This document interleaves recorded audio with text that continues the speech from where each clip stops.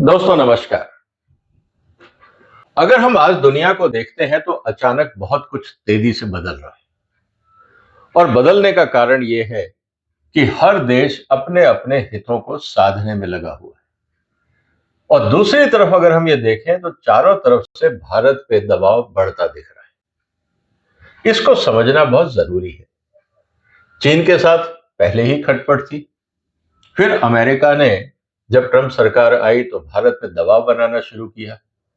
Trump के कारण अब यूरोप भारत पे दबाव बना रहा है और अचानक हमने देखा कि सऊदी अरेबिया और पाकिस्तान के बीच में एक रक्षा समझौता हुआ है। और दूसरी तरफ हम ये देख रहे हैं कि भारत काफी हद तक डिफेंसिव पोजीशन में है। हम खुल के किसी को भी क्रिटिसाइज नहीं कर पा रहे हैं और शायद डिप्लोमेसी में इस समय उसकी जरूरत भी नहीं है। लेकिन क्या यह हमारी कमजोरी है? क्या दुनिया जानती है कि भारत की कमजोरी क्या है और उसको एक्सप्लॉइट करने का प्रयास किया जा रहा है? इस पे आज हम चर्चा करेंगे। इसलिए दोस्तों बहुत इंटरेस्टिंग डिस्कशन और डेटा मैं आपके लिए लेके आया हूं। इसलिए इस वीडियो को अंत तक देखिएगा और इस वीडियो को शेयर करिए, चैनल को सपोर्ट करिए और सब्सक्राइब भी करिए, क्योंकि गंभीर मुद्दों पे चर्चा बहुत जरूरी है। और जिस तरह से देश के ऊपर इस समय दबाव है, मुझे लगता है मोदी सरकार के पिछले 10-11 साल में ये सबसे बड़ी चुनौती हमारे सामने आ रही है। कोविड निश्चित रूप से पूरी दुनिया में था, उसको हमने पार पाया, लेकिन आज जो सबसे बड़ा खतरा है इसके दूरगामी परिणाम होंगे। इसलिए दोस्तों इस चर्चा पे हम जरा डिटेल में बात करेंगे, इसलिए साथ बने रहिएगा और हम देखते हैं इसका आउटकम क्या निकल सकता है। भारत की सबसे बड़ी कमजोरी क्या है ये समझना बहुत जरूरी है और मैं आपके लिए कंपेयर करूंगा भारत, क्योंकि दुनिया की तीसरी सबसे बड़ी अर्थव्यवस्था बनेगा, तो अमेरिका जो नंबर 1 है, चाइना जो नंबर 2 है, भारत जब नंबर 3 बनेगा, हम इन तीनों का कंपैरिजन करेंगे कि कौन कहां खड़ा है और फिर हम ये चर्चा करेंगे कि भारत के पास ऑप्शंस क्या क्या है। तो इसीलिए हम जितनी भी चर्चा करें हम आइसोलेटेड वे में ना करें, क्योंकि हमारा कंपैरिजन जरूरी है, बेंचमार्किंग जरूरी है। सबसे इंपॉर्टेंट बात क्या है दोस्तों? Energy security is national security. मैंने आपसे पहले भी चर्चा करी थी, food security is also national security. Food और एनर्जी अगर हम देखें तो फूड भी एक एनर्जी का ही फॉर्म है। तो एनर्जी में सिर्फ फ्यूल नहीं है, इसमें फ्यूल प्लस फूड दोनों इंपॉर्टेंट है। ऐसी स्थिति में अगर भारत हमारे ईंधन के मामले में आत्मनिर्भर नहीं है और खाद्यान्न के मामले में आत्मनिर्भर नहीं है तो बड़ी मुश्किलें और चुनौतियां आने वाली हैं। कारण बहुत सिंपल है, हम 150 करोड़ के देश हैं, हम कोई छोटे देश नहीं है और दुनिया में कोई बाजार ऐसा नहीं है जो हमारी जरूरतों को पूरी कर सके। इसका मतलब क्या है कि हमें अपने डेवलपमेंट प्लान में फूड सिक्योरिटी और एनर्जी सिक्योरिटी को प्रायोरिटी पे लेना ही होगा, वरना जो हम कहना चाह रहे हैं कि भारत एक विकसित राष्ट्र बनेगा और हम दुनिया में विश्व गुरु बनेंगे, कहीं ऐसा ना हो कि लोग हमारे को हाथ मरोड़ के काम करवाना शुरू कर दें। Without it no nation can truly be sovereign और सिक्योर। अगर फूड सिक्योरिटी नहीं है, एनर्जी सिक्योरिटी नहीं है, तो राष्ट्र की जो नीतियां हैं वो भी सॉवरेन नहीं हो सकती, इंडिपेंडेंट नहीं हो सकती। इसका मतलब क्या है दोस्तों? Energy security is just not about powering homes. घरों में बिजली देना या चूल्हा जलना एनर्जी सिक्योरिटी नहीं है। It is about powering economics, preserving autonomy and protecting national interest in an unpredictable world। आज क्या हो रहा है? ट्रंप साहब रोज दुनिया के रूल बदल रहे हैं, गेम प्लान बदल रहे हैं। ऐसी स्थिति के अंदर जब सऊदी अरेबिया गेम खेलता है, डॉलर फ्लक्चुएट होता है, चाइना कोई और गेम खेलता है, रशिया अपनी तरफ से कुछ और कर रहा है, यूरोप कुछ और कर रहा है, रोज कोई ना कोई रिस्क दुनिया में बढ़ रहा है। और अगर आप ध्यान से देखें दोस्तों तो घूम फिर के आंकड़ा कहां आता है? भारत पे दबाव किस लिए है कि हम रशिया से एनर्जी क्यों ले रहे हैं? चाइना पे दबाव क्यों है? क्योंकि चाइना ऐसी बहुत सारी चीजें बनाता है जिससे अमेरिका की जो एनर्जी और डिफेंस सिक्योरिटी है उस पर असर पड़ता है। यूरोप क्यों दबाव में है? क्योंकि वहां पे एनर्जी क्राइसिस हो रहा है। मिडिल ईस्ट क्यों गेम बदल रहा है? क्योंकि वहां पे भी एनर्जी इक्वेशन बदल रही है। ये सब चीजें कहीं ना कहीं ऊर्जा, चाहे वो खाने हो या ईंधन हो, उससे संबंधित है। अब सवाल इस बात का है कि जब भारत दुनिया की तीसरी सबसे बड़ी अर्थव्यवस्था बनेगा, तो हम ग्रोथ के साथ साथ क्या हमारे पे रिस्क भी बढ़ रहा है?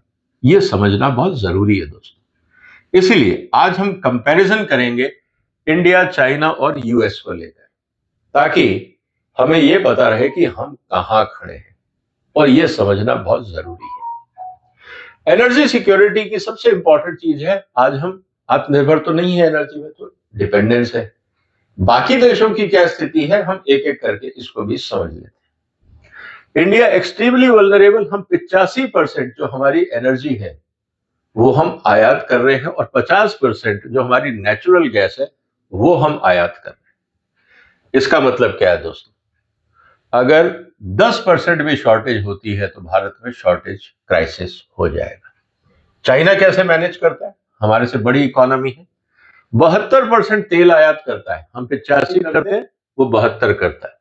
हमारी और चाइना की ऑलमोस्ट आप ये कह सकते हैं एनर्जी जरूरतें बराबर है परसेंटेज वाइज, लेकिन ये क्वांटिटी हमसे बहुत ज्यादा है, क्योंकि वो इकोनॉमी हमसे 4 गुना बड़ी है।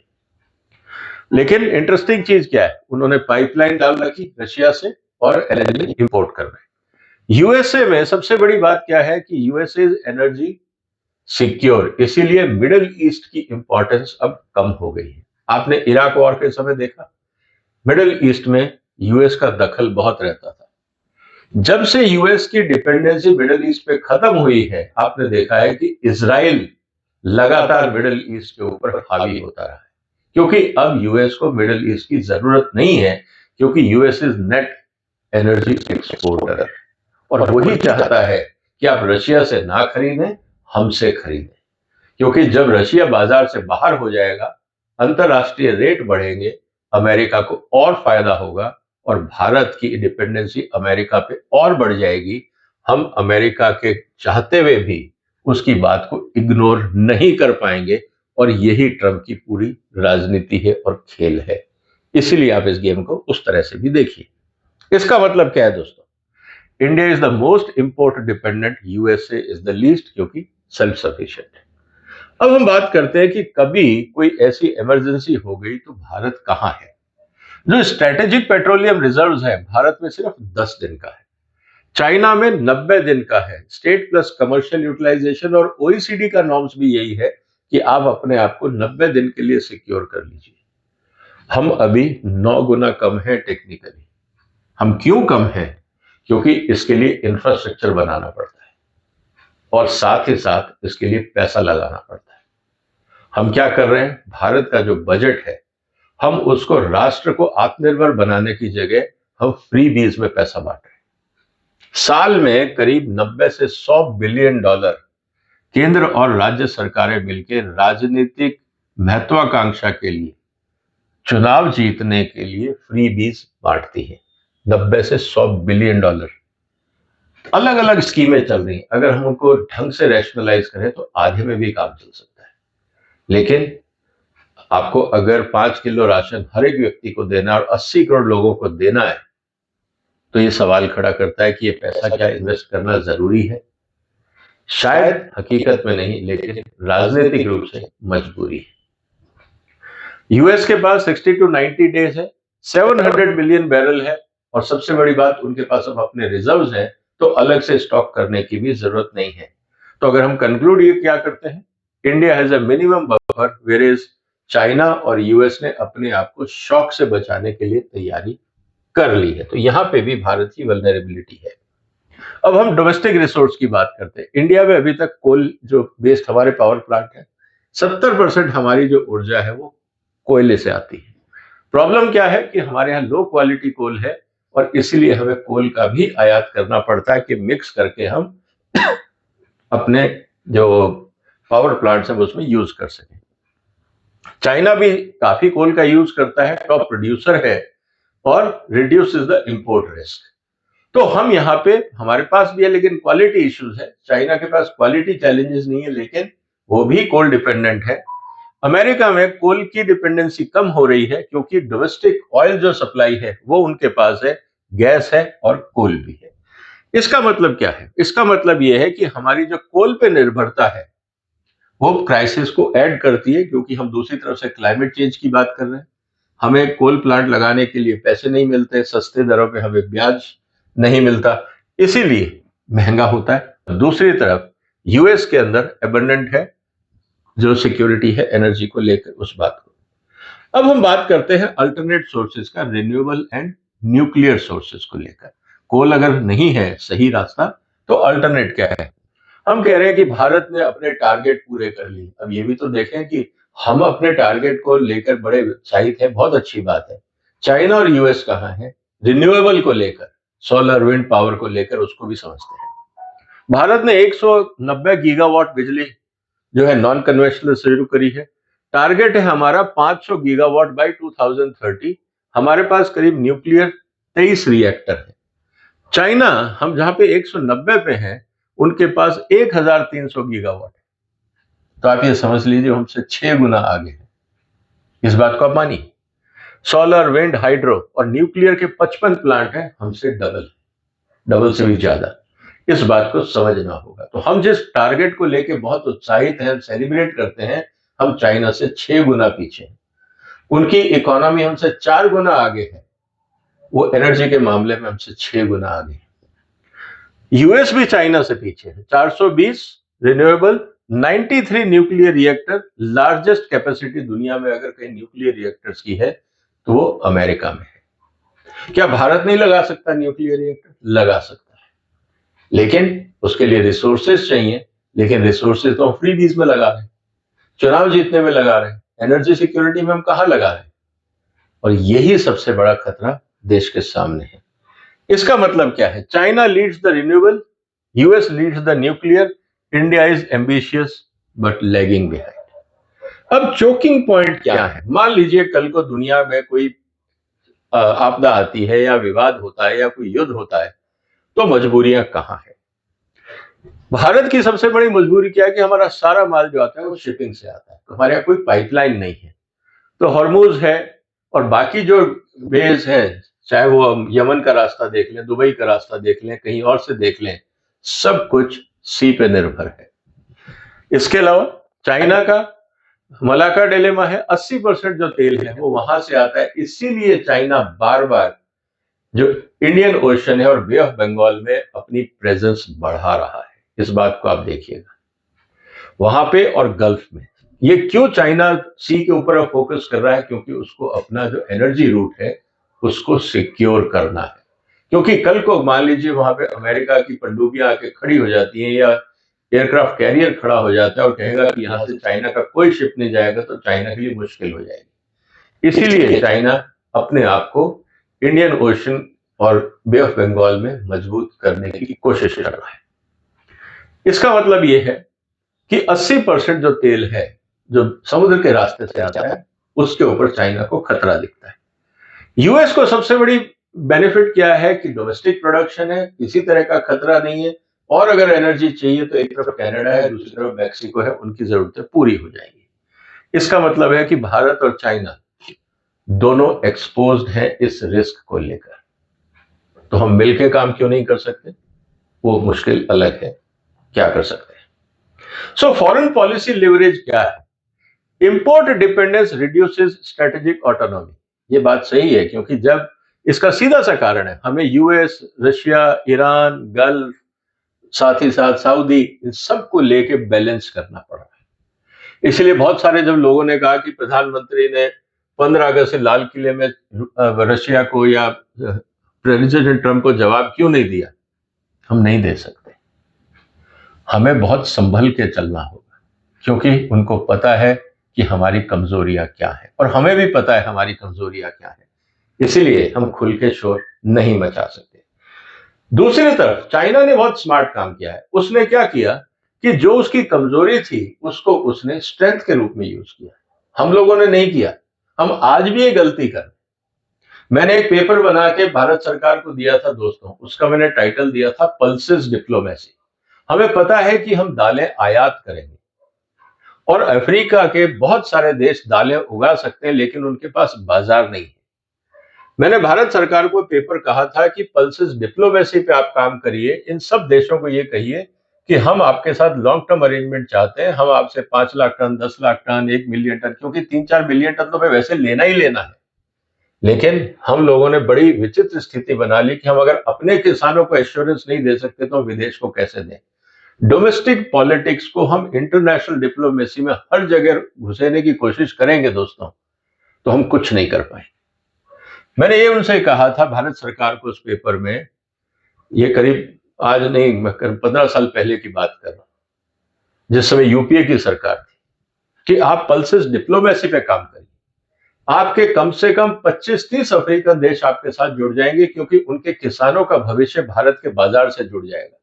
यह आपको फायदा यूएन में भी देगा, इंटरनेशनल फोरम पे भी देगा, क्योंकि उनकी डिपेंडेंसी भारत पे है। चाइना ने यही खेल खेला पेट्रोल के मामले में। हर छोटे बड़े देश से उन्होंने समझौता किया कि हम आपसे तेल खरीदेंगे और रेगुलर खरीदेंगे। अब उनकी मजबूरी हो गई कि चाइना के साथ बना के रखनी है, वो चाइना को आंख नहीं दिखा सकते, पहली बात। दूसरी बात, चाइना ने कहा आपके पास रिसोर्सेज नहीं है, कोई बात नहीं, हम इन्वेस्ट करेंगे। मतलब आपके पास तेल का कुआं है, आपको पाइपलाइन चाहिए पोर्ट तक लाने के लिए, हम पाइपलाइन का पैसा देते हैं, हम उसको यूज करेंगे, पोर्ट भी हम बनाएंगे, लोडिंग एरिया भी हम बनाएंगे, जैसा उन्होंने ब्राजील में सोयाबीन के लिए किया है। इस तरह से चाइना ने अपना बेल्ट एंड रोड इनिशिएटिव को एनर्जी सिक्योरिटी के लिए यूज किया है, और सप्लायर्स एज ए इन्वेस्टमेंट। इससे क्या हुआ है कि उन देशों की डिपेंडेंसी चाइना पे बढ़ गई है। अगर आप फ्यूल ले रहे हो तो बदले में आप क्या दोगे? Chinese goods. ट्रेड बैलेंस तो कर लोगे, तो आपका एक्सपोर्ट भी हो गया और तेल का इंपोर्ट भी हो गया। हमारी मजबूरी क्या है? हम दुनिया भर से तेल तो इंपोर्ट कर रहे हैं, हम उन देशों को एक्सपोर्ट नहीं कर पाए। इस बात को समझना होगा दोस्तों, ये हमारी पूरी जो गेम प्लान है ना, उसकी सबसे बड़ी कमजोरी है। अब हम यूएस की अगर बात करें तो यूएस तो नेट एक्सपोर्टर है, तो उसको कोई फर्क नहीं पड़ता, दुनिया में वो सैंक्शन लगा सकता है, उस पर कोई सैंक्शन लगा नहीं सकता, ये हकीकत है। इसका मतलब इस पूरे गेम प्लान में भारत सबसे कमजोर है। चाइना ने जो अपनी कमजोरी थी उसको हेज किया, जैसा मैंने आपको बताया कि किस तरह से उन्होंने रणनीति बनाई, और यूएस तो डोमिनेट करता ही है। एक क्विकली कंपैरिजन कर लेते हैं ताकि हम इसको कंक्लूड ढंग से कर पाए। इंपोर्ट डिपेंडेंस सबसे ज्यादा भारत है। नेचुरल गैस इंपोर्ट हम भी दुनिया के सबसे बड़े हैं। कोल मिक्स जैसा मैंने आपसे बात करी। पेट्रोलियम रिजर्व्स की हमारे पास अभी जरूरत और है। डोमेस्टिक प्रोडक्शन लिमिटेड है। रिन्यूएबल कैपेसिटी में हम अभी दुनिया में काफी कम है। न्यूक्लियर रिएक्टर 23 है, 7 बन रहे हैं, चाइना में 55 है, 20 और बन रहे हैं, और अमेरिका में 93 है। इसको समझना होगा। टेक्नोलॉजी इंपोर्ट डिपेंडेंट, हम बहुत सारी इवन रिन्यूएबल्स की टेक्नोलॉजी भी इंपोर्ट कर रहे हैं, चाहे बैटरीज हो, चाहे पैनल्स हो, अभी हमने बनाने शुरू किए, लेकिन बहुत कुछ इंपोर्टेड है। Controls 80% of solar supply chain, China आज भी यही कर रहा है। 70% लिथियम बैटरीज चाइना देता है दुनिया को, इसको देखना होगा। और जहां तक बात है ऑयल एंड गैस की, तो यूएस की लीडरशिप है। चोकिंग पॉइंट की मैं आपकी बात कर चुका। अब दो चीजें इंपॉर्टेंट आती हैं। Climate commitment, net zero by 2070, China का टारगेट है 2060 और अमेरिका का टारगेट है 2050। जैसे जैसे ये टारगेट नजदीक आएंगे, ध्यान रखिएगा दोस्तों, कानून बदलेंगे। फिर ये दो देश कहेंगे कि आप हमारे को इसलिए एक्सपोर्ट नहीं कर सकते क्योंकि आप पॉल्यूशन कर रहे हैं, और इसीलिए भारत को रफ्तार बढ़ानी होगी। जो पैसा हम फ्री बीज पे लगा रहे हैं उसको डेवलपमेंट पे डाइवर्ट करना होगा। हम चुनाव तो जीत जाएंगे लेकिन व्यापार में हार जाएंगे। फॉरेन पॉलिसी लिवरेज हमारा वीक है, हम इंपोर्ट डिपेंडेंट है। वही कमजोरी चाइना ने रिवर्स करके उसका फायदा उठा लिया, और अमेरिका तो खैर स्ट्रांग है ही है। तो अंत में क्या कहना चाहता हूं दोस्तों, मैं सीधी सी बात है, हमारी एनर्जी सिक्योरिटी कमजोर है, हमें इसको बदलना होगा। चाइना से सीखना होगा कि उन्होंने किस तरह से, बार बार मैं कई एग्जाम्पल चाइना के देता हूं क्योंकि हमारे साथ वो ग्रो करना शुरू की। अब कितना पैसा फ्रीबीज में जाएगा और कितना डेवलपमेंट में जाएगा, ये बात सही है कि चाइना में डेमोक्रेसी नहीं है, तो उनको चुनाव जीतने के लिए लॉलीपॉप्स नहीं बांटने पड़ते। लेकिन अगर सिर्फ चुनाव ही जीतना है, और चुनाव जीत के हम अगर दूसरों के हाथों गुलाम बनते जा रहे हैं या उनके दबाव में आ रहे हैं, तो फिर ऐसा चुनाव जीतने का फायदा क्या? राष्ट्र की अस्मिता को दांव पे लगा के अगर हम चुनाव जीत रहे हैं तो मुश्किल है। तो मुझे लगता है यहां काम करने की बहुत जरूरत है। इसीलिए इसका इंप्लीकेशन क्या है foreign policy. India's energy insecurity limits it's autonomy and forces it's balancing act. हम कुछ नहीं बोल पाते, हमें चुपचाप रह के सबसे दोस्ती बना के रखना चाहिए। हम जो कहते हैं ना, हम किसी कैंप में नहीं है, सही भी है, क्योंकि हम किसी भी कैंप में जाएंगे हमारे लिए रिस्क बढ़ जाएगा। तो इसीलिए भारत जो अपने आप को सब ग्रुपों से दूर रख के और सबसे दोस्ती रखने का जो बीच का रास्ता अपना रहा है, इसके अलावा हमारे पास ऑप्शन भी नहीं है। ये हमारी मजबूरी है। और ये मजबूरी इसलिए है कि अगर हम किसी भी कैंप में चले गए और दूसरे ने कोऑपरेशन बंद कर दिया तो हमारे लिए रिस्क और बढ़ जाएंगे। क्योंकि हम छोटी इकोनॉमी नहीं है, हम एक ग्रुप के साथ रह के अपनी जरूरतें पूरी नहीं कर पाएंगे। हमें चाइना भी चाहिए, हमें रशिया भी चाहिए, हमें यूरोप भी चाहिए, हमें अमेरिका भी चाहिए, हमें गल्फ भी चाहिए, हमें अफ्रीका भी चाहिए, हमें लैटिन अमेरिका भी चाहिए और हमें ईस्ट एशिया भी चाहिए। हमारी मजबूरी है क्योंकि हमारी जरूरतें इतनी ज्यादा हैं, क्योंकि हमें कहीं पे एक्सपोर्ट करना है और कहीं से इंपोर्ट करना है। हम आइदर और चूज नहीं कर सकते। इसीलिए चाइना और यूएस ने अपने गेम को खेला है। आज वो उस स्थिति में है कि वो डिक्टेट कर सके। हमें अभी टाइम लगेगा। तो हिंदुस्तान को करना क्या है? बहुत सीधी सी बात है, जो हम वेस्टेज कर रहे हैं राजनीति में, वो राष्ट्र निर्माण में लगाना पड़ेगा। 90 से 100 बिलियन डॉलर साल का हम सिर्फ फ्रीबीज बांटते हैं, राज्य सरकारें और केंद्र सरकार मिलकर। क्या हम इसको कंट्रोल कर सकते हैं? इसके लिए चाहिए पॉलिटिकल विल। क्या भारत के राजनेताओं में पॉलिटिकल विल है, इतनी हिम्मत है कि वो जनता के बीच में जाएं और बोले कि देखिए, हम आपके ये फ्रीबीज को थोड़ा सा मॉडिफाई करेंगे क्योंकि हम भारत की एनर्जी सिक्योरिटी पे काम करना चाहते हैं। उम्मीद है आप हमारी मजबूरी को समझेंगे और साथ देंगे। क्या इतना खुल के बोलने की हिम्मत किसी राजनेता में है? क्योंकि जब तक आप जनता को एजुकेट नहीं करोगे ना दोस्तों, आपको सबसे इंपॉर्टेंट चीज है कि आप अगर शांति बनाए रखना चाहते हैं, जैसे किसान आंदोलन में हुआ, किसान कानून मैं आज भी कह रहा हूं किसानों के लिए सही थे, लेकिन ऑपोजिशन ने उसको उल्टा पढ़ाया और विवाद खड़ा हुआ। यह कम्युनिकेशन प्रॉब्लम है भारत सरकार की। हम चाहते हैं कि हमें कोई सवाल ना करे और हम जो करें सब उसको मान ले, ऐसा होता नहीं। ऑपोजिशन उसके मतलब अलग निकालता है। इसीलिए हमें समझना होगा। दूसरी तरफ अगर हम पॉलिटिक्स को राष्ट्र की इकोनॉमी से ऊपर रखेंगे तो खतरे बढ़ेंगे। आपको क्या लगता है दोस्तों, क्या भारत के पास रास्ता है? हमें क्या करना चाहिए ताकि हम जल्दी से जल्दी एनर्जी सिक्योर हो जाएं?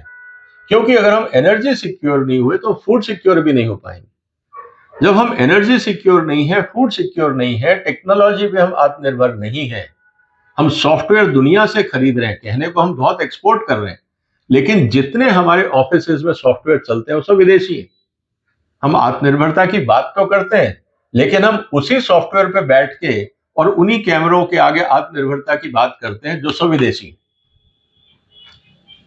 क्या हमें इसको बदलना नहीं चाहिए? मुझे लगता है कि देश को बहुत सीरियसली चिंता करनी होगी। जिस तरह से दुनिया का नक्शा बदल रहा है, राजनीतिक नक्शा बदल रहा है, एक दूसरे से विवाद बदल रहे हैं, इसका असर भारत पे पड़ेगा। क्योंकि हम 150 करोड़ के आसपास की आबादी, हम कोई झटका बर्दाश्त नहीं कर सकते क्योंकि हमारी पॉपुलेशन बहुत वल्नरेबल है।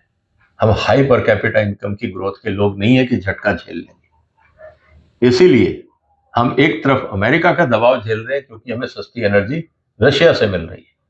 कल को किसी कारण से रशिया चाइना के होते हुए हमारी सप्लाई में कोई प्रॉब्लम आ गई, तब क्या होगा?